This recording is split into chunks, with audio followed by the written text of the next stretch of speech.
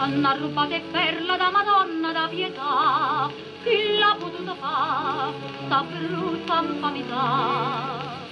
Chi se ne sacrilegge, chi l'ha fatta da papà, Dio l'ha da castigare. Zitta, mamma.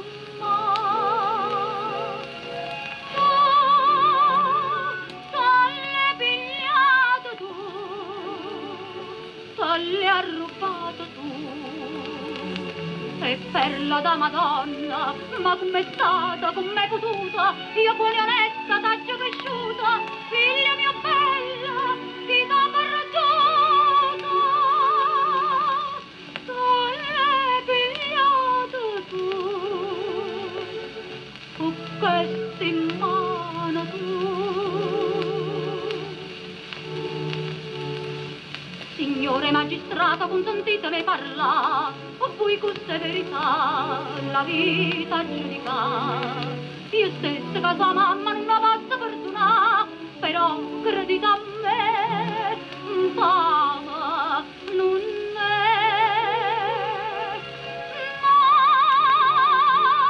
la colpa poi non è, soltanto poi non è.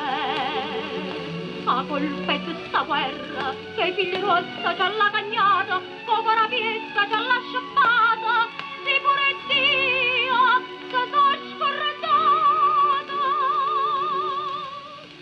La vita condanna, ma la vita è pietà.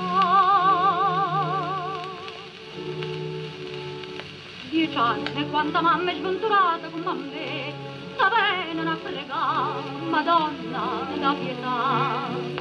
Ti figlio malamente dei mattini in braccio a te, tu sole puoi aiutare e può salvare.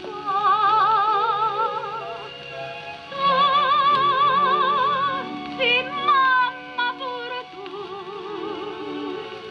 e tu e capisci tu. Sì, mamma giurata, vi quanta lacrima ne chiagnuta, so tutta perla che t'hanno data, ma in una collana più ricca e avuta. Ma ce li ha salvo tu, sì, figlia nostra, tu.